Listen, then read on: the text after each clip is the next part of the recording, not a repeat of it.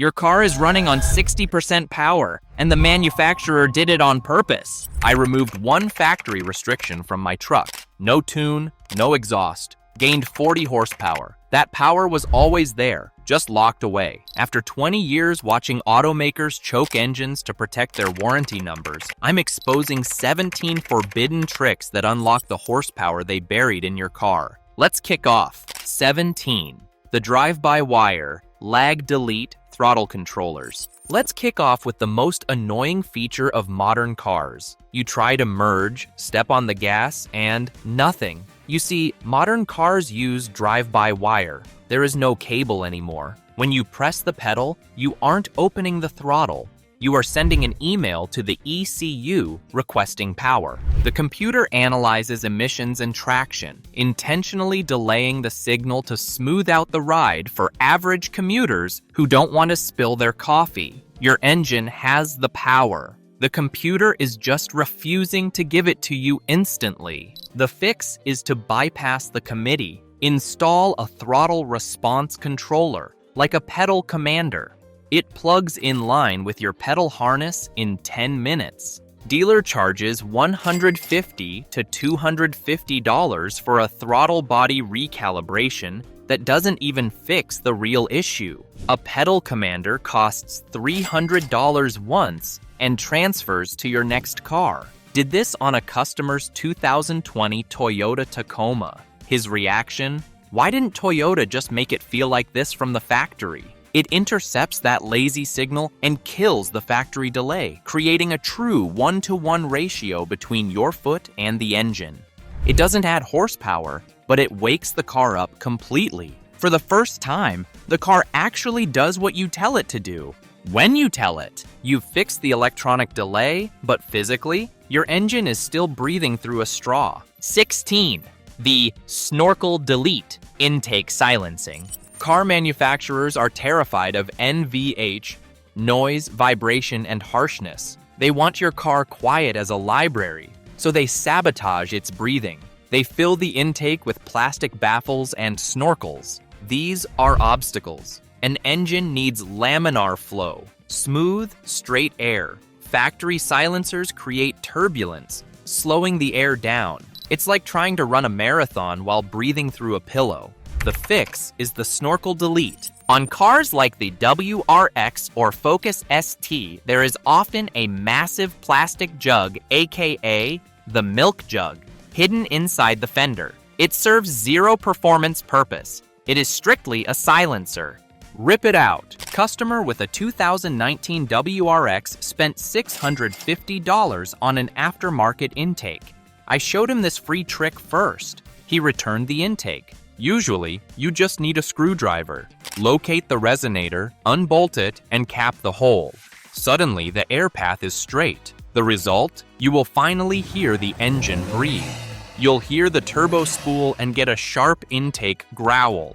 You get better throttle response, and best of all, it costs $0. You are just removing the junk they put there to keep the neighbors happy. Quick reminder, if you're getting value from this video, do me a favor and hit that subscribe button right now. It helps the channel grow and ensures you never miss money-saving tips like these.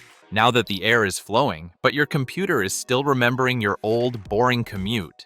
And unfortunately, it learns fast. 15. The aggressive ECU relearn. Your car is watching you.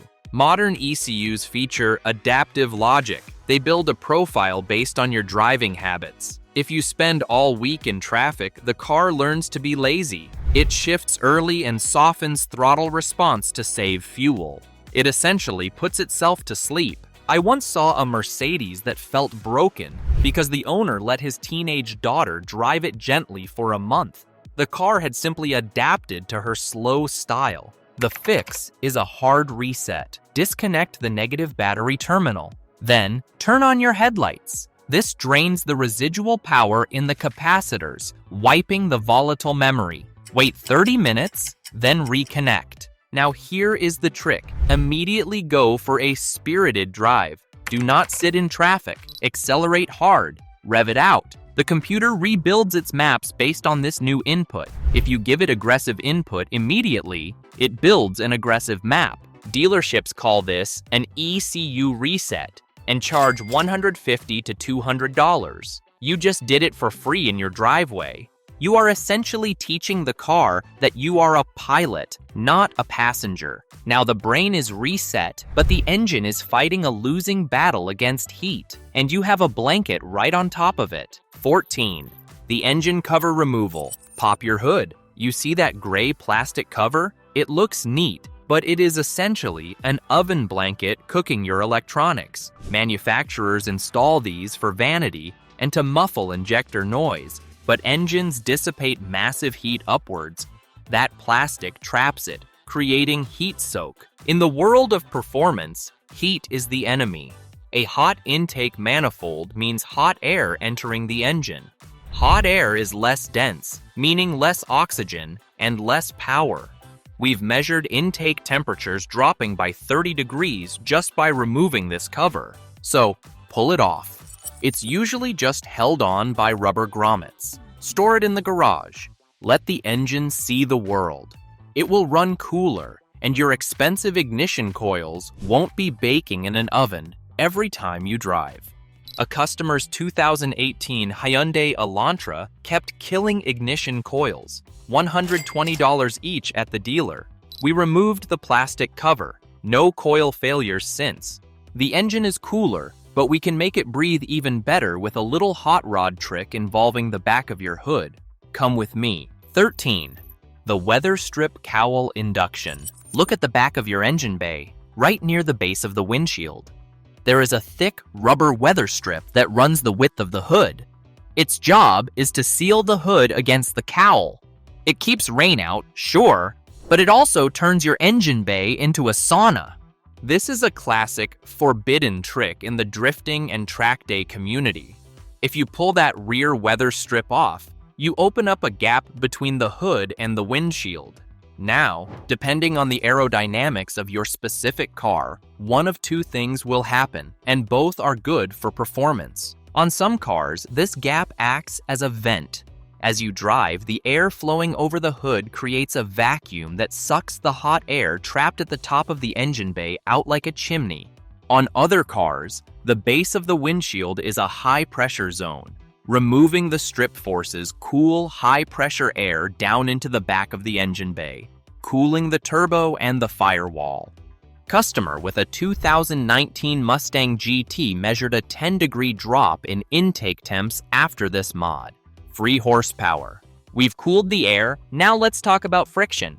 Your engine is working hard, but your fluids are stealing the credit. 12. Synthetic drivetrain fluids. Parasitic loss. Your engine makes power, but a shocking amount of it never reaches the tires. We call this drivetrain loss. About 15% to 20% of your horsepower is lost trying to spin the gears in your transmission and your differential. Why? Because the factory fluid is practically molasses. Synthetic fluids are engineered in a lab. They have uniform molecular structures that slide over each other with almost zero friction. By switching your transmission fluid and differential fluid to a premium, full synthetic, you reduce parasitic loss. You aren't creating new horsepower. You are recovering the horsepower that the friction was stealing from you. Dealer transmission fluid change. $300 to $450. DIY with premium synthetic, $80 to $120. A customer's 2017 Honda Accord felt sluggish off the line. Swapped to synthetic trans fluid. He said it shifts like new again. The gears are spinning freely, but the electricity powering your spark is hitting a bottleneck.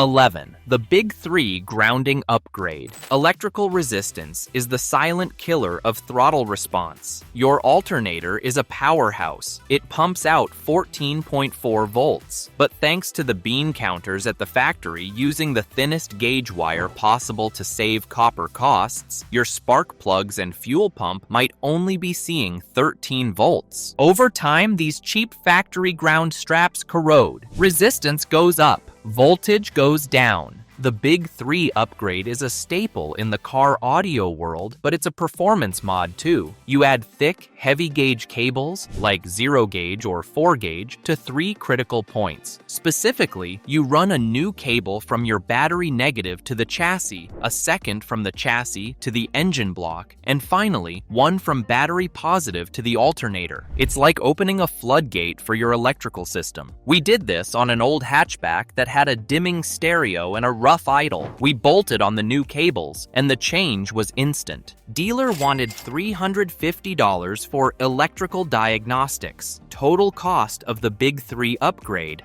$40 in cables. The idle smoothed out to a hum. The car started faster. The throttle felt crisper. Why? Because the ignition coils finally had a clear path to ground. A hotter spark means a more complete burn of the fuel. Give your spark a highway, not a dirt road. This next one costs nothing but patience. 10. Spark plug indexing. You screw your spark plugs in and tighten them until they stop. Done, right? Wrong. A spark plug has a specifically designed anatomy. It has a closed side, where the ground strap curves over, and an open side, where the gap is exposed. If you just screw the plug in randomly, there is a chance that the metal ground strap ends up facing your fuel injectors / intake valves. It acts as a shield, blocking the spark from the incoming air-fuel mixture. This creates a shadow in the combustion chamber and leads to a slower, less efficient burn. This is a $5 mod that racers have used for decades. Most mechanics don't even know about it anymore. Indexing is the lost art of using tiny copper washers of varying thicknesses to rotate the plug. You mark the open side of the plug with a Sharpie. You screw it in. You check where the mark is. If it's facing the wrong way, you add a washer to rotate it so the open side faces the intake valves perfectly. The spark is aimed, but the engine is running too hot for maximum timing. There is a purple liquid that changes the game. Still with me? Drop a comment below. Which of these have you tried? I read every one. 9. The coolant wetter thermal efficiency. Your temperature gauge on the dash is a liar. It might say normal, but inside the cylinder head, it's a war zone. There are invisible hot spots inside the water jackets where the metal is superheated. Water is a great coolant, but it has a flaw. High surface tension. Under extreme heat, water forms tiny vapor bubbles against the metal walls of the engine. These bubbles act as a vapor barrier, an insulator preventing the water from actually touching the metal and pulling the heat away. You need to break that tension. Products like Water Wetter or Purple Ice are surfactants. They reduce the surface tension of the coolant, popping those bubbles and allowing the water to make full contact with the metal pores. This improves heat transfer drastically. We are talking about dropping cylinder head temperatures by up to 20 degrees Fahrenheit. A cooler cylinder head means the computer doesn't have to pull ignition timing to prevent knock. It allows the engine to run at its absolute peak efficiency. It is literally chemical horsepower in a bottle. A bottle costs $8 to $12. A warped cylinder head from overheating? $2,000 to $4,000 repair. Customers' 2016 Chevy Cruze kept running hot in traffic. Added water wetter. Temps dropped 15 degrees. Problem solved. The engine is cool, but it's getting dirty from the inside. If you have a modern car, your engine is essentially smoking cigarettes. 8. The oil catch can.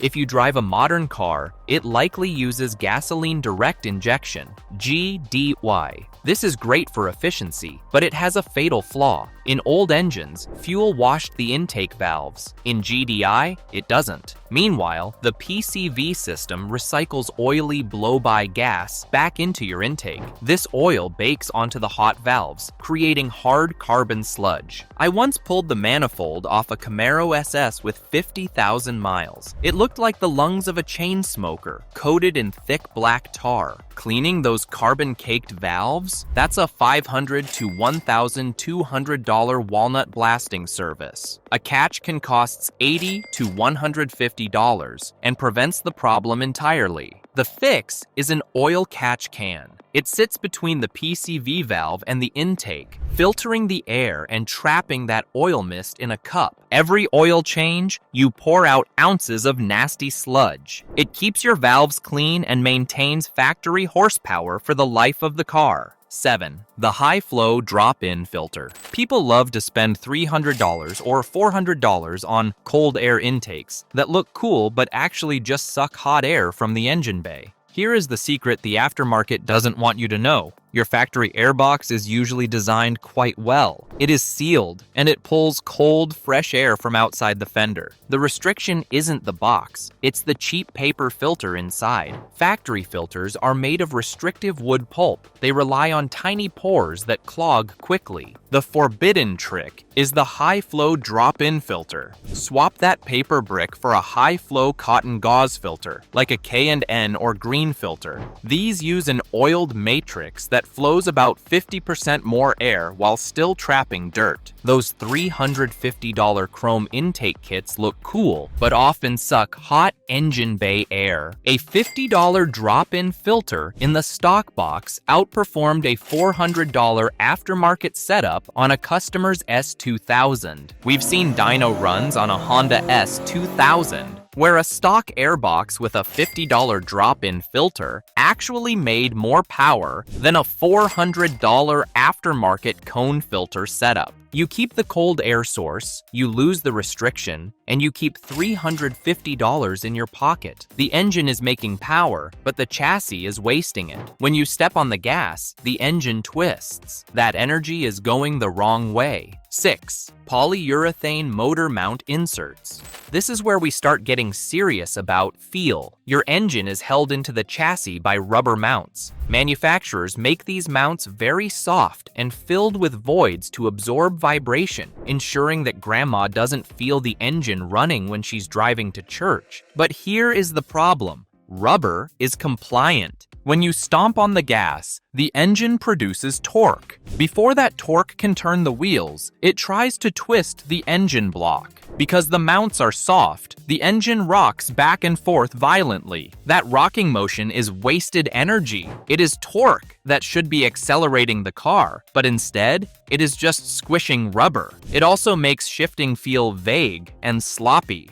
Enter polyurethane inserts. You don't need to replace the whole mount, which creates too much vibration. You just buy inserts. These are cheap, stiff pieces of polyurethane shaped to slide into the empty voids of your factory rubber mounts. All is well and good once again. Full mount replacement at a shop, $400 to $800. Polyurethane inserts, $40 to $80 and an hour of work. The car launches hard, but can it stop? You don't need bigger brakes. You just need to cook the ones you have.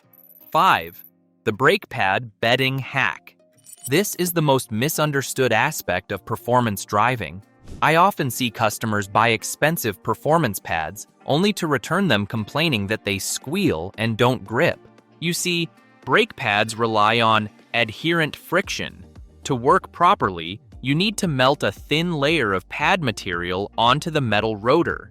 This transfer layer acts like glue, but it only forms under extreme heat, hotter than your daily commute allows. You have to bed them. Here is the protocol. Let me quickly add that you should do this safely on a deserted road. Accelerate to 60 miles per hour, then brake hard down to 10 miles per hour. Do not come to a complete stop. Immediately accelerate back to 60 and repeat this 8 to 10 times rapidly. By the end, the pedal will feel soft and you will smell a pungent, burning odor. Do not panic. That smell is the smell of victory. It means the resins are curing. Drive for 15 minutes without touching the brakes to let them cool. The next time you stop, the bite will be aggressive and immediate. You didn't change the parts, you just finished the manufacturing process. The next is about how your car might be carrying dead weight. And I'm not talking about the junk in your trunk. 4. The unsprung weight diet. We need to talk about physics. Specifically, the difference between sprung weight and unsprung weight. Sprung weight is anything sitting on the suspension, that is the chassis, the seats, including you. Unsprung weight is anything not supported by the springs. Talk about wheels, tires, brakes, control arms. Physics dictates that 1 pound of unsprung weight is roughly equivalent to 4 pounds of static weight inside the car due to the rotational inertia. This means if you swap your heavy factory wheels, say 25 pounds each, for lightweight flow-formed or forged racing wheels of 15 pounds each, you are saving 10 pounds per corner.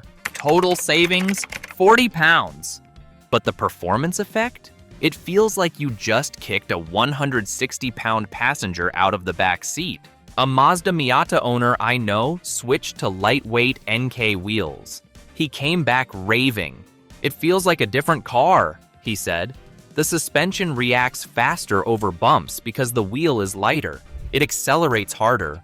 It stops even faster."